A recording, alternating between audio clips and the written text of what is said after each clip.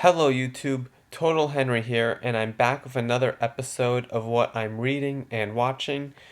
I'm sorry that this video is so late. I was sick last week, so I couldn't upload the video, and I recorded this before, but it didn't work, so I have to record this all again. Hopefully this one works. So this is the weekly show where I talk about the manga and anime that I've read over the past week. And as always, in the description below, you can find a list of what I am going to be talking about. So starting off is Toriko 328. This was a good chapter. I'm really enjoying Toriko so far, and because I just love seeing the gourmet world. It's very interesting, the different parts of the gourmet world, the sea where they're trying to find the fish another. So just really enjoying everything. There was a fantastic double page spread at the end of this chapter. Moving on to Bleach, chapter 631.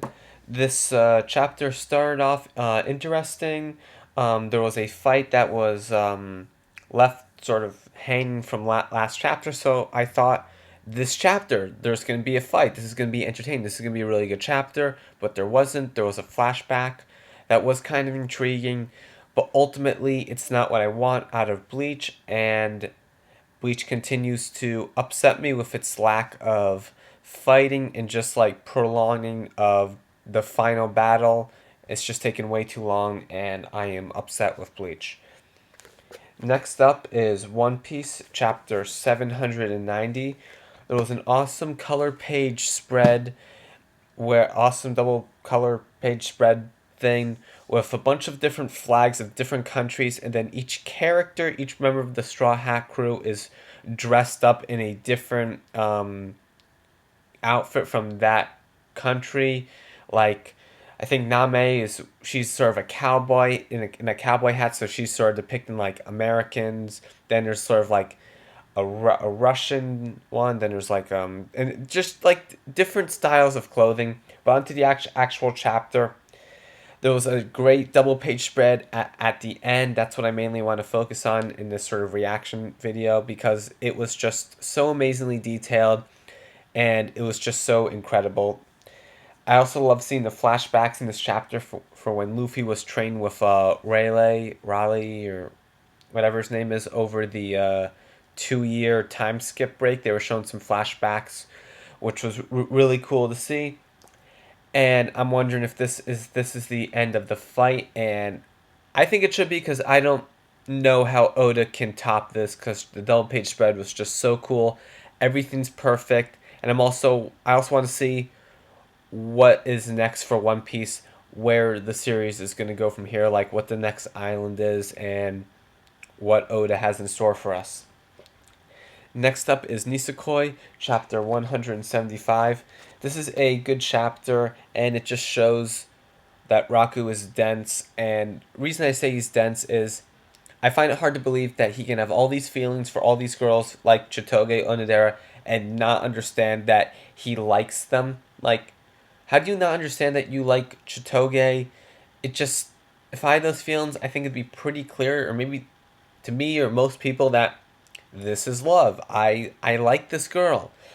But he doesn't know what he wants now, and there is a big turning point where lately he's deciding that he doesn't want to find the girl from 10 years ago just because there are so many girls around him now that he should just sort of pick one. He doesn't want to keep messing with their feelings anymore.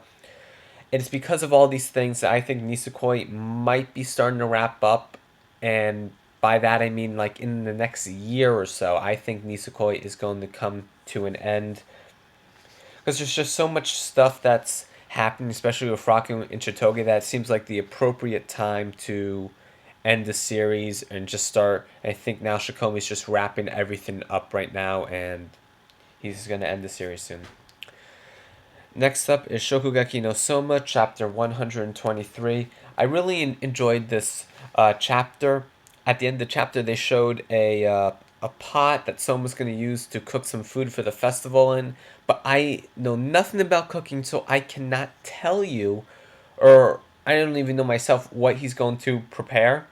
So I'm really interested in the next few chapters just to A, see the festival, and 2, see what Soma's playing, and like see, is Soma gonna succeed? How well is he gonna do in this festival? Is he gonna do better than Koga in this huge Chinese cultural booth thing? Or Soma's just gonna do enough to get recognized and have people think this guy is good, this guy might have some talent.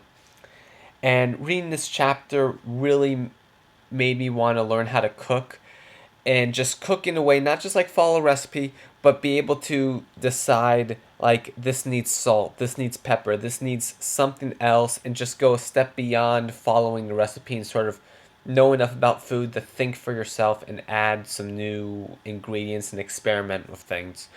So, great chapter. Next series is My Hero Academia, chapter 47. I really enjoyed this chapter, and I'm especially enjoying this series now because they're getting out of the classrooms. They're getting out of the structured tournament chapters where you sort of know what's going to happen. Even if you don't know who's going to win the fights, you know that like the winner is going to advance, and then they're going to advance, and then they're going to meet in the finals. But they're outside the school. They're doing like real internship training, so there's a sense of like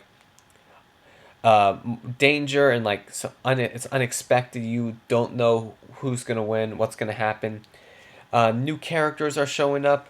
There's new master student relationship that is really interesting that I'm really enjoying. So, oh, one more thing, the bad guys have started to appear again. So I'm hoping for another huge fight. And all in all, My Hero Academia is just it's just been really good. Next up is Haikyuu, chapter 162. This was a really awesome chapter with a cool double page spread at the end.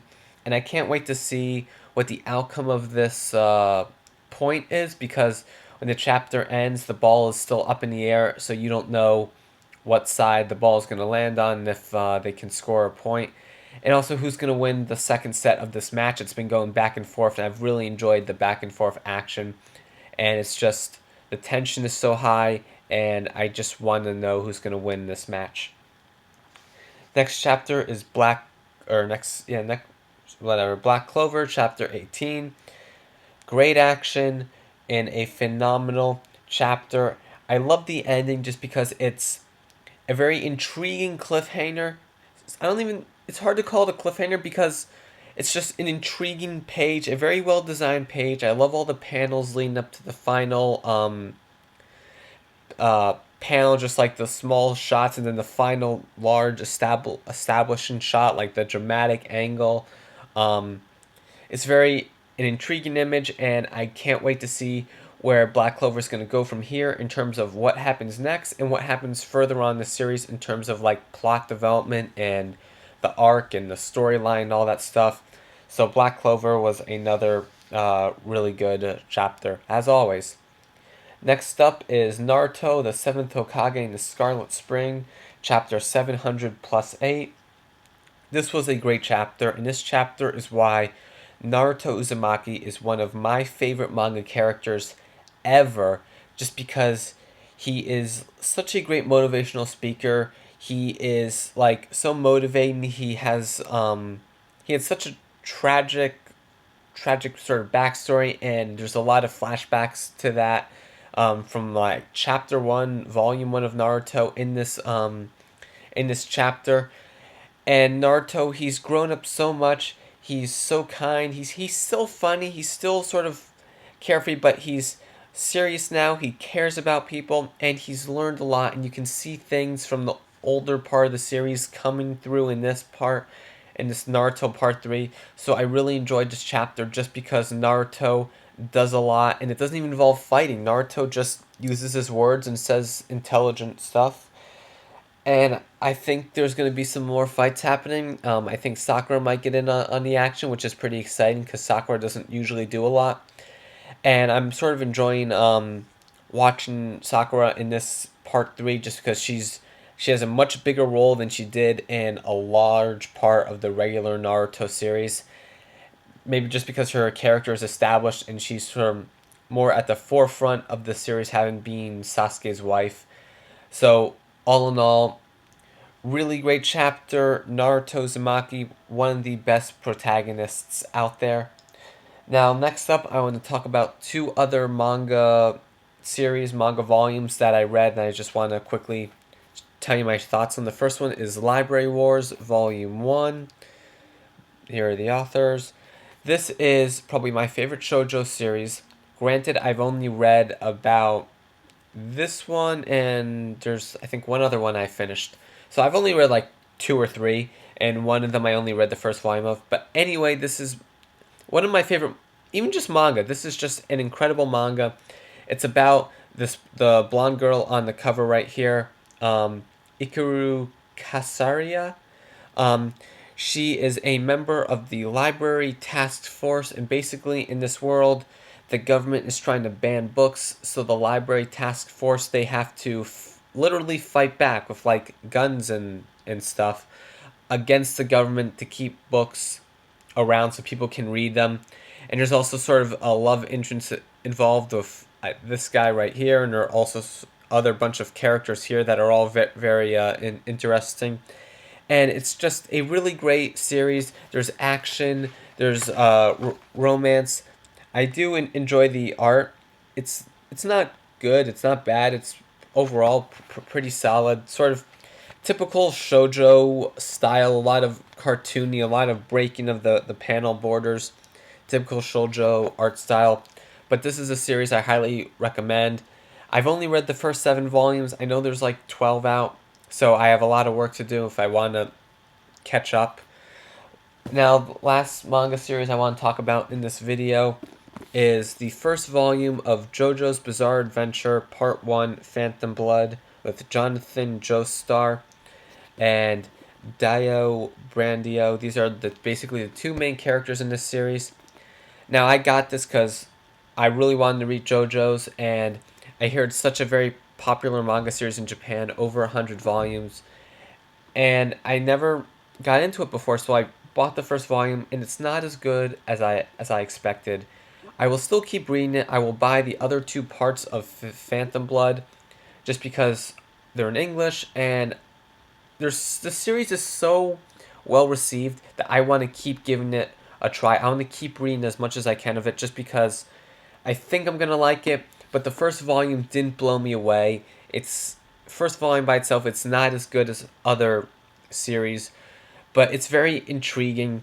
Another thing that I don't really like is I find the art kind of weird. I mean, it is nice that this volume has color pages. I mean, the color is kind of odd, but like this pose right here, I find to look kind of weird. I don't know, the art is very stylized. I certainly can't draw as good as this, or sorry, as well as this, but you know, overall, very imaginative series, very successful series, and I think I'll like it if I just read it a little more, because by the end of this volume, is really good, and I'm gonna try to buy the second volume just so I can continue reading this. And once I read Phantom Blood, maybe I'll start reading it online and continue part 2 and part 3. But overall, JoJo's decent series, and at least right now, and I will continue reading this series. Last thing I want to talk about is an anime that I've just started watching. I've watched 6 episodes of this series, and it is Fate Zero. Some of my friend introduced to me the other day, and so far I'm really enjoying it. I like the characters. The character, like, first off, the art. The art is good. The animation's good. I particularly like some of the shots, some of the design choices. I find it's very interesting. Some dynamic camera choices. So that appeals to me. It's very cool, like that. The other thing that I really like is just the plot with the characters and the masters and the servants. I like that the servants are based on historical figures, and I find that to be very cool. And I'm always looking around online just to figure out who some of these historical characters are, just because they're not characters you would have heard of before. So overall, Fate Zero, a really good, intriguing series, an intriguing action series, and it's something that I'm going to keep watching and I will keep telling you guys about. And that is it for this video, and thank you.